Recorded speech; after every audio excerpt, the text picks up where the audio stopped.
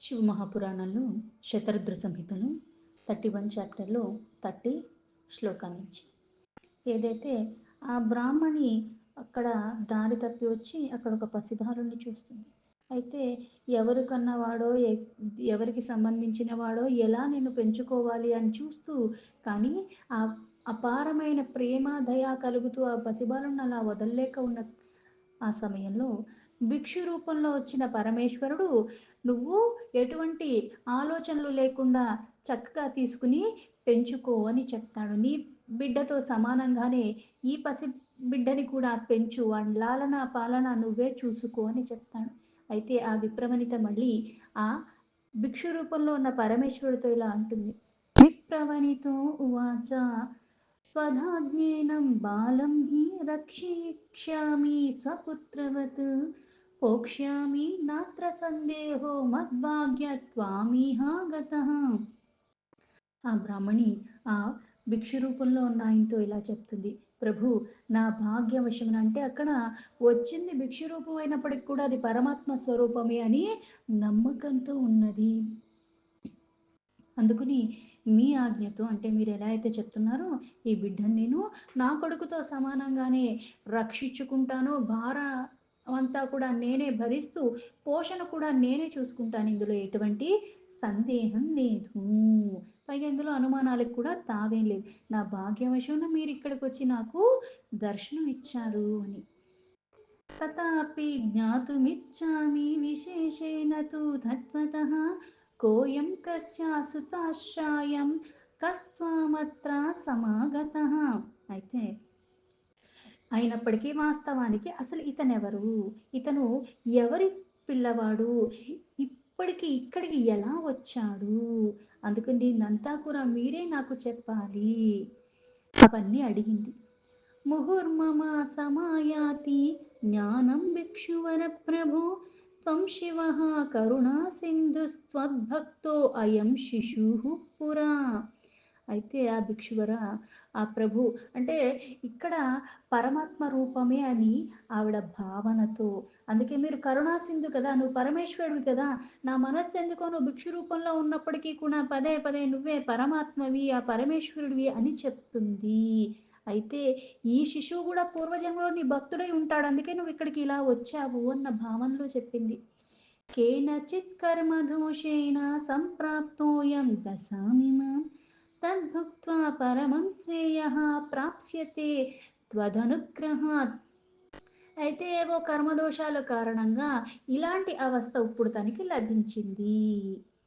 మళ్ళీ ఇది కూడా ఇవి అనుభవించిన తర్వాత మళ్ళీ నీ కృప కారణంగానే మళ్ళీ పరమ కళ్యాణమైనట్టుగా తను మళ్ళీ తన శ్రేయస్సు నీ కృప కారణంగానే అవన్నీ మళ్ళీ తొలగిపంటే ఈ అవస్థ రావటానికి కారణం కొన్ని కర్మలు, ఆ దోషాలు అవస్థను అనుభవించిన తర్వాత పోతూ ఉంటాయి, మళ్ళీ నీ కృపతో మళ్ళీ తనకి మంచి జరుగుతుంది అని. తన్మాయ ఏవా సాహం వై మార్గభ్రష్ట విమోహిత ఆగత ప్రేషితత్వక్తో అస్య రక్షణ హేతుతః. నీ మాయ కారణంగానే, అంటే నీ మాయ వలనే నేను కూడా ఎటో వెళ్ళవలసిన దాన్ని మళ్ళీ ఆ దారి తప్పి ఇక్కడికి వచ్చాను. అయితే ఈ శిశువు యొక్క పాలన నేను చెయ్యాలని ఆ కారణం చేతే నువ్వే నన్ను ఇక్కడికి రప్పించావు అని. నందీశ్వర ఉవాచ ఇతి తద్దర్శన ప్రాప్త విజ్ఞానం విప్రకామిని జ్ఞాతుకామం విశేషేణ ప్రోచే భిక్షు తనుః శివః. ఆ నందీశ్వరుడు మళ్ళీ ఇలా చెప్తున్నాడు. ఆ పరమేశ్వరుడు దర్శనం మాత్రం చేతనే జ్ఞాన ప్రాప్తి కలిగిన కారణంగా ఆ విశేషాలను తెలుసుకోన కోరిక ఇంకా ఎక్కువైపోయింది. అంటే ఎక్కడో ఒకక్కడ శుద్ధత్వం లేకపోతే అటువంటి తలంపులు రావు, లేకపోతే నాకెందుకు పట్టిందని వదిలేసి వెళ్ళిపోతాం. మన ఇంట్లో ఉన్న వాళ్ళమే మన వాళ్ళని చూసుకోవటానికి నాకెందుకు అక్కర్లేని తలకాయ నొప్పి అనుకునే రోజులు. అంటే ఎక్కడో ఒకక్కడ కర్మానుసారంగా మన క్లేశములు తొలగిపోయిన కారణంగా సద్బుద్ధి కలగటం, సత్ప్రవర్తన కలగటం, సత్పురుషుల యొక్క సాంగత్యం కలగటం అన్నది జరుగుతుంది. అందుకుని పరమేశ్వరుడు సాక్షాత్ దర్శన భాగ్యం లభించింది. అందుకుని ఈ విశేష రూపమైన జ్ఞానంతో ఇటువంటివి తెలుసుకోవాలని ఆవిడ మళ్ళీ ఆ పరమేశ్వరుని అడిగింది. భిక్షువర్య ఉవాచ శృణు ప్రీత్యా విప్రపత్ని బాలస్యాస్య పురేహితం సర్వమన్యస్య సుప్రీత్యా వక్షయతే తత్వో అనఘి. ఆ భిక్షు రూపంలో ఉన్న పరమేశ్వరుడు కూడా ఈవిడికి చెప్తా, ఓ విప్రుడొక్క భార్య, ఈ పూర్వకాలంలో అంటే నిజంగానే ఈ పూర్వకాలంలో ఈ శిశువు ఒక్క జన్మ ఏదైతే ఉన్నదో అదంతా గాథ నీకు చెప్తాను, చాలా ఆనందంగా విను. పైగా నీ భక్తికి మెచ్చి చెప్తున్నాడు అదంతా కూడా. సూతో విదర్భరాజస్య శివభక్తస్య ధీమతః అయం సత్యరతస్యేవ సర్వధర్మ నిరతస్య హి. ఈ బాలకుడు పూర్వజన్మలో శివభక్తుడే, చాలా బుద్ధిమంతుడు, అప్పుడు ధర్మంలో కూడా ఎప్పుడూ కూడా నిరతుడై ఉన్నవాడు. అయితే ఈ బాలకుడు ఒక తండ్రి ఎవరు అంటే విదర్భరాజు యొక్క సత్యరతుడు. శృణు సత్యరతో రాజా హతః శాల్వే రణే పరేహ తత్పత్ని నిశి సువ్యగ్ర నిర్యయో స్వగృహాదృతం. పూర్వజన్మలో భక్తుడైనప్పటికీ కూడా ఈ జన్మలో మళ్ళీ ఎటువంటి వాళ్ళకి పుట్టాడు అంటే మళ్ళీ అది కూడా మంచి రాజుకి కలిగిన పుత్రుడు. అయితే ఆ విదర్భరాజు సత్యరాజు పుత్రుడైనప్పటికీ కూడా రాజ్యంలో ఈ సత్యరథ ఒక శత్రుడందరూ కూడా వాళ్ళు శాల్వులందరూ కూడా యుద్ధం చేశారు. ఆ యుద్ధం అందరూ ముక్కముడిగా కలిసి చేసేసరికి ఆ రాజు వాళ్ళ చేతుల్లో యుద్ధం చేస్తూ మరణించాడు. అయితే దాని కారణంగా భయానికి బాధకి లోబడిన ఆ రాణి అందరూ మరణించారు, మిగిలిన వాళ్ళేమో పారిపోయారు. ఈవిడ రాత్రి సమయంలో త్వరగా అక్కడి నుంచి అయితే బయటపడిపోయింది. అలాగా ఇలా వచ్చేసింది. అసూత తనయం చైనం సమాయాత ప్రఘోత్రహి సరోవతీర్ణ తృషయాగ్రస్త గ్రాహేణ దేవత. అయితే ఈ వనంలో అంతలాగా రాత్రి అలసిపోయి వచ్చింది, పైగా నిండు గర్భిణి.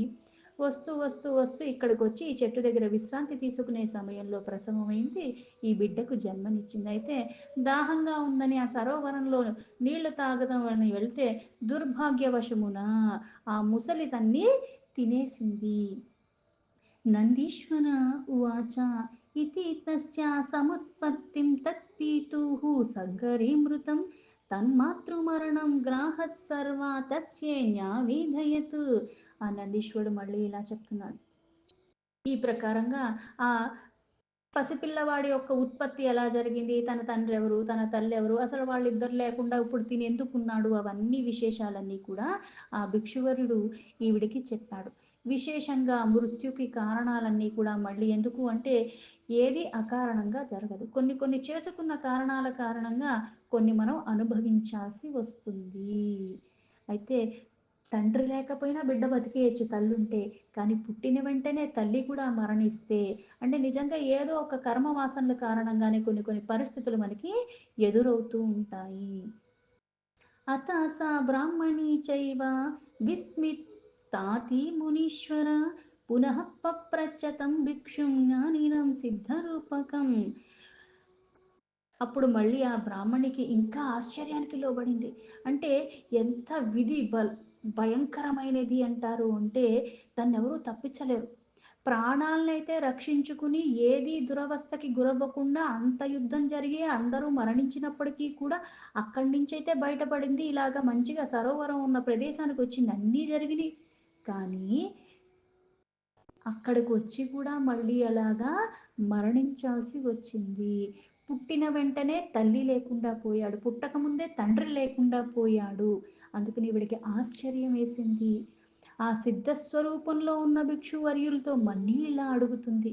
బ్రాహ్మణ్యువాచ సారాజ్ఞో అస్య పితా భిక్షో వరభోగంతరేవహి కస్మాచ్చాల్వేహ స్వరిప్పుభిః స్వల్పేహేశ్చ విఘాతితః కస్మాదస్య శిశోర్మాతా గ్రాహేణ సుభక్షిత యస్మాదనాథోయం జాతో విబంధుశ్చైవ జన్మతః. ఆ బ్రాహ్మణి మళ్ళీ ఆ భిక్షువర్యుడితో ఇలా, ఓ భిక్షుదేవా, ఈ బాలకుడు ఒక తండ్రి మహారాజు, పైగా సత్యరథుడు, గొప్ప భోగాలన్నీ, రాజు అంటేనే సకల భోగాలు, ఎంతోమంది సేవకులు, ఇంత ఉంటుంది. అలాంటిది శ్రేష్టమైన తండ్రి ఉత్తమోత్తమైన భోగాలు అనుభవించాల్సినటువంటి వాడి ఇంటిలో పుట్టవలసిన వాడైనప్పటికీ అలాగే ఆ శల్వులు అప్పుడే వచ్చి యుద్ధానికి పూనుకోవటం, అప్పుడే మరణించటం కూడా తండ్రి అయిపోయింది. అలాగే పుట్టిన వెంటనే ఆ శిశువుకి తల్లి కూడా ఇలాగా ముసలి తినేయటము. ఏ కారణం చేత ఈ జన్మలో ఇంతలాగా పుట్టుకతోనే అనాథగా అయిపోయాడు, బంధురహితంగా అయిపోయాడు ఈ బాలుడు అని అడిగింది. తస్మాత్ సూతో మమాపీహ సుధరిత్రో హి భిక్షుకః భవేత్ కథం సుఖం భిక్షో పుత్రయోరన యోర్వధ. ఓ భిక్షువర్య, అయితే ఇక్కడ నా ఈ బిడ్డ పరమ దరిద్రమైన స్థితిలో, అంటే ఏది సంపత్తి లేకుండా అలాగా, అంటే ఈవిడ కూడా భిక్షాటంతోనే గడుపుకోవాలి. ఆ బిడ్డను అలాగే పెంచుకుంటుంది వాడొక సంవత్సరం. ఇప్పుడు మళ్ళీ ఈ బిడ్డను తను పెంచుకోవటానికి తీసుకుంది. అయితే ఏ కారణం చేత ఈ బిడ్డ ఏమో పుట్టగానే ఇలాగా ఎవ్వరూ లేకుండా అనాథగా అయిపోయాడు. నా బిడ్డ ఇంత దరిద్ర పరిస్థితుల్లో ఎందుకున్నాడు? అందుకని ఈ ఇద్దరు పిల్లలు సుఖంగా ఎలా ఉంటారు? ఏ ఉపాయమైనా ఉందా? అది నాకు చెప్పండి అని ఆయన్ని అడిగిందంటే, బిడ్డను పెంచుకోమనంగానే తన బిడ్డగానే భావించింది. అందుకని నా ఈ బిడ్డలు అని అడగగలిగింది. అంత శుద్ధమైన మనస్సు కలిగి ఉన్నది. అంత పరమ పవిత్రమైన భక్తితో ఉంది ఆవిడ. నందీశ్వర ఉవాచ ఇతి తస్య వచః శ్రుత్వా సా భిక్షుః పరమేశ్వరः విప్రపత్న్యా ప్రసన్నాత్మా ప్రోవాచ విహసంచతాం. నందీశ్వరుడు మళ్ళీ ఇలా చెప్తున్నాడు. ఎప్పుడైతే ఆ బ్రాహ్మణి ఈ మాటలు మాట్లాడిందో అది విన్న భిక్షువరుడైన పరమేశ్వరుడు చాలా ఆనందంగా నవ్వుతూ ఆవిడకి మళ్ళీ ఇలా చెప్తున్నాడు.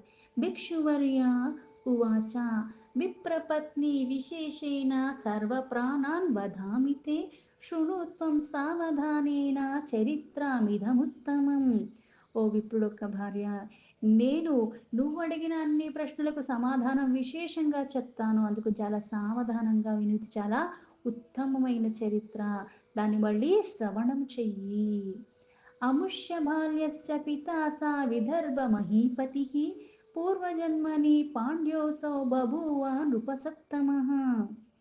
విదర్భదేశ రాజు ఈ బాలకుడు ఒక తండ్రి ఎవరైతే ఉన్నాడో తను పూర్వజన్మలో పాండ్య దేశానికి కూడా మళ్ళీ రాజుగానే ఉండేవాడు.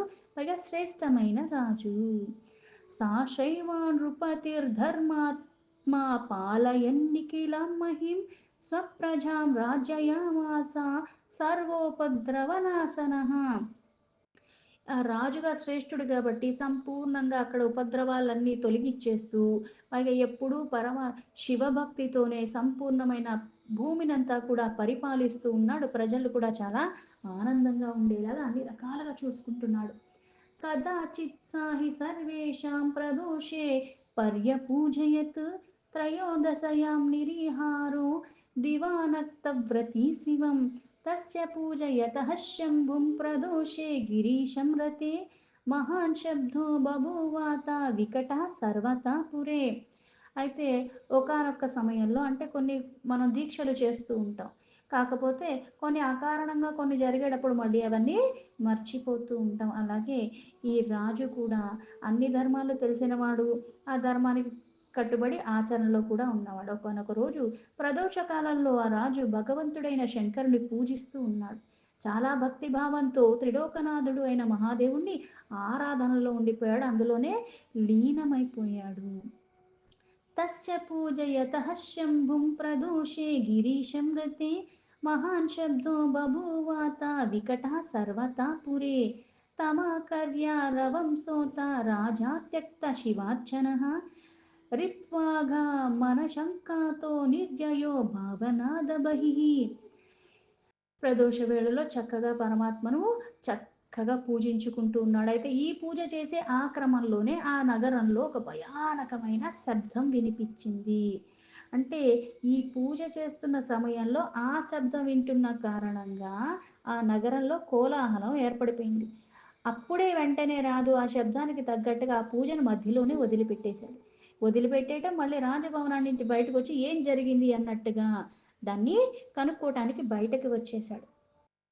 ఏతస్మిన్నేవ కాలే తు తస్యామాత్యో మహాబలి గృహీతశ్చత్రు సామంతో రాజాంతిక ముపాయయో. అదే సమయంలో మహాబలి అన్న మంత్రి కూడా శత్రువులతో, సామంతులతో వాళ్ళందరినీ తీసుకొచ్చి రాజు దగ్గరికి వచ్చాడు.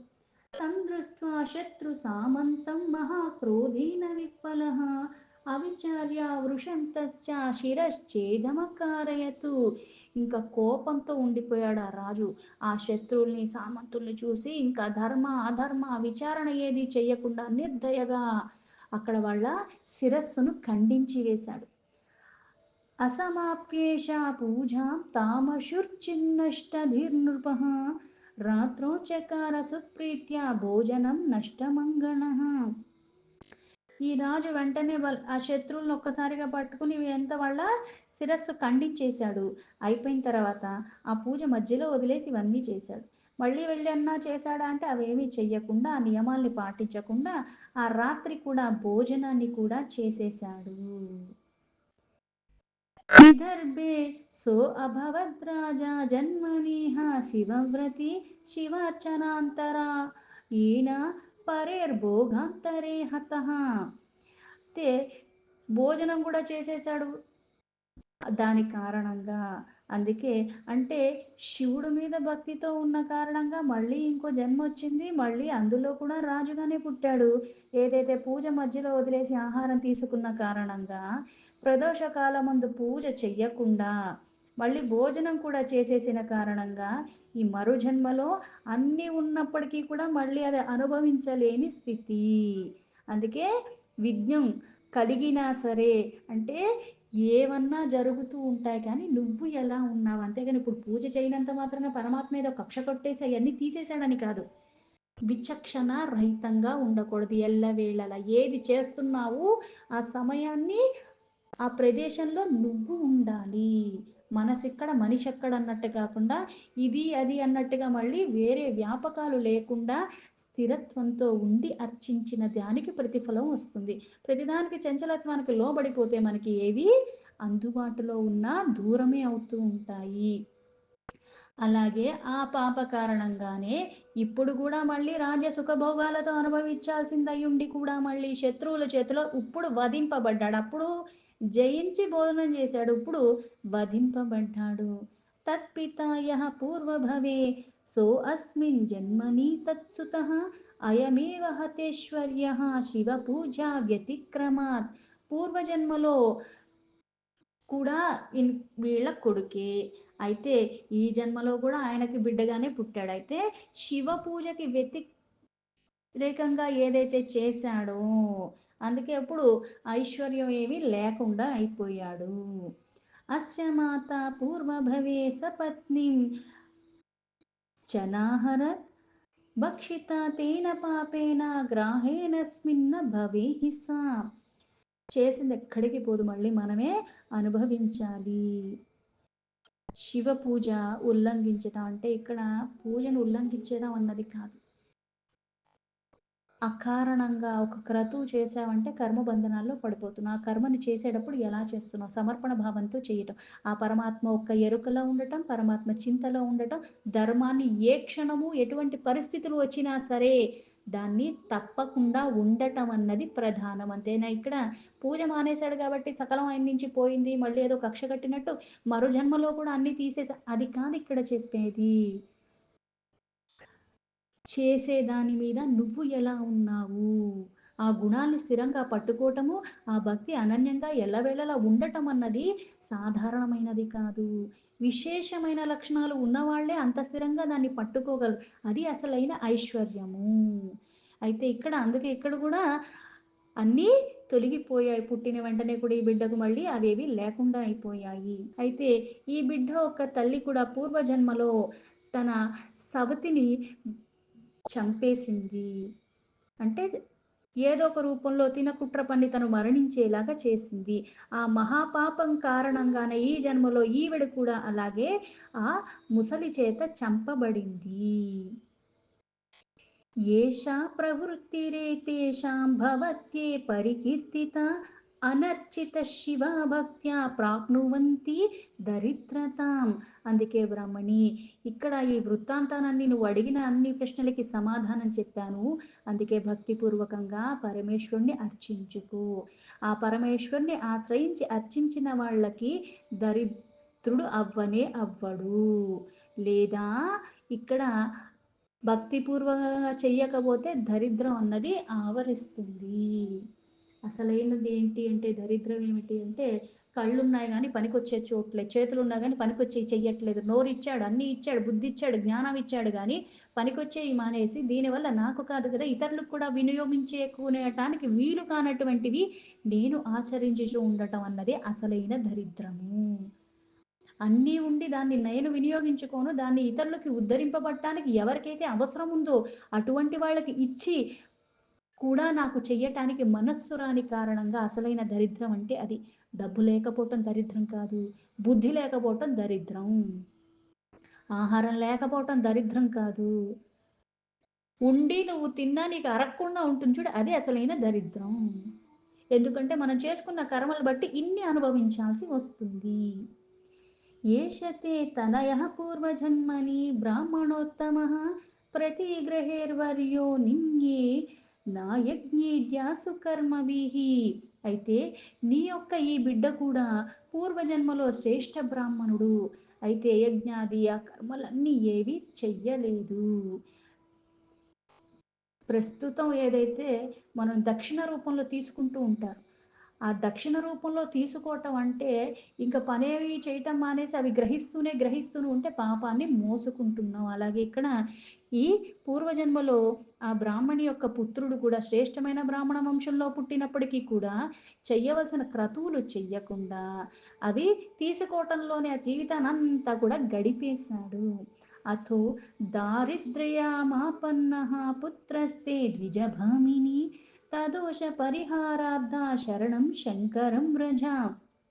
అందుకే బ్రాహ్మణి ఈ యొక్క నీ బిడ్డ కూడా అందుకు నీలాగా ఏమీ లేని స్థితిలో పుట్టాడు. అంటే ఏమీ లేవు, అనుభవించటానికి లేదు, దేనికి కావాలన్నా ఏది వచ్చేలాగా లేదు. ఈ దోషాల కారణంగానే పైగా ఈ దోషాలు తొలగిపోవాలన్నా సరే మళ్ళీ ఆ పరమేశ్వరుణ్ణే శరణు వేడుకో. ఇచ్చేవాడు, తీసేవాడు, ఇవ్వగలిగినవాడు, మళ్ళీ నీ నుంచి దూరం చెయ్యగలిగినవాడు, నీ మనస్సులో ఉన్న వికారాల్ని మూలాల నుంచి తొలగించగలిగినవాడు పరమము. అలాగే సర్వానికి ఆధారమైనవాడు పరమాత్మ. దీంతో శివమహాపురాణంలో శతరుద్ర సంహితలో 31 చాప్టర్లో 60 శ్లోకాస్ సంపూర్ణం.